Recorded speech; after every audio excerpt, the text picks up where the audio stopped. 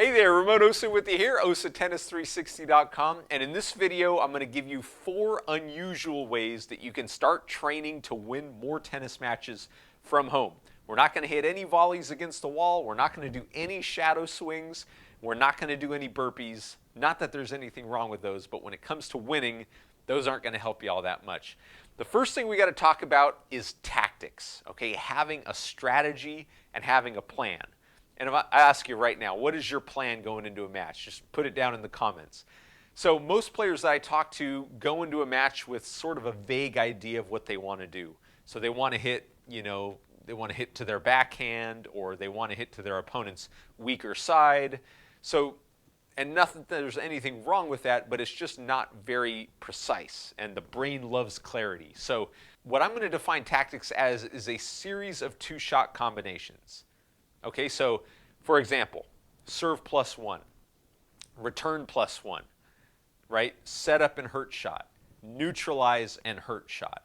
These are 2-shot combinations that we can talk about in more detail. So if I was on the court with you right now, we could talk about the serve +1 being slice serve out wide followed by a forehand into the open court. That would be one tactic that we could talk about. So having a series of tactics at your disposal is already going to put you ahead of the game, because you're going to start to think strategically, whereas your opponent may or may not be doing that. The second thing we got to talk about is the execution of those tactics, because you can have the best plan in the world, but if you can't execute it, it doesn't help you that much, right? So we got to get good at executing, and the person who's going to execute the best is the best ball striker. Okay, the ability to execute depends explicitly on your ability to strike the ball cleanly with intention. And the best part is you don't have to be on the tennis court to practice ball striking. You can use the Billie Jean King iCoach from home 5 minutes a day. You'll rack up 5,000 quality reps over the course of 5 weeks and hardwire the skills that you need in order to be a more effective ball striker. We use a very precise method for that. We'll do that in another video. So understand that you can train ball striking from home 5 minutes a day if you got 10 feet to practice in.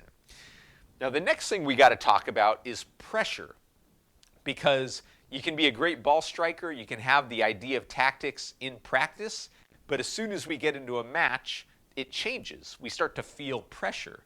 And pressure is that thing that, a lot of announcers talk about, but nobody really tells you how you can thrive under pressure.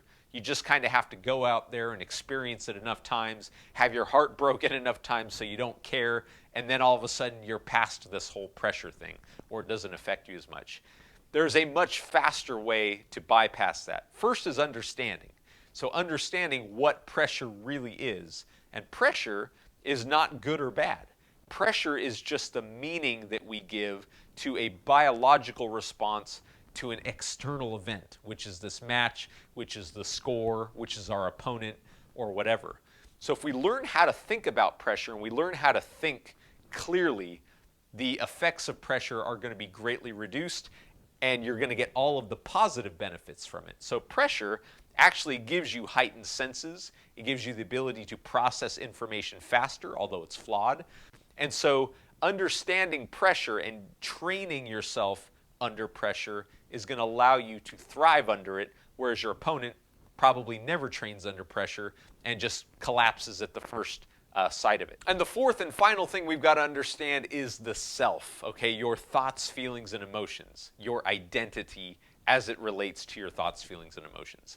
So this is the most complicated thing, but it's also the most important, because it is the glass ceiling that'll determine how high you can ultimately go and how you perform in these big moments. In fact, we just did the Winning Summit, which was an amazing collection of 45 speakers I got to share the stage with, and we talked about how to train your new identity as someone who comes through in the big moments, someone who has belief, who has resilience, who has composure, and all these amazing things. So we have to start to look at what you really think about yourself, what you say to yourself in those big moments, and start to decide if those thoughts, feelings, and emotions are serving you, and if they're going to help you close out more matches, or if they're holding you back.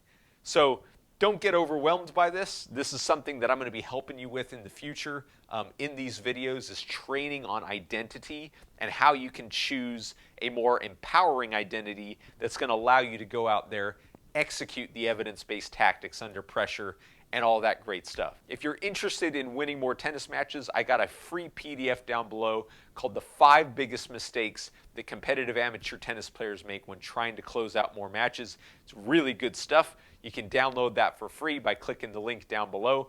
And if you want an iCoach, go to the iCoach.com, type in promo code RUSA, and you'll save some money. Thanks again for watching, and I'll see you in the next video.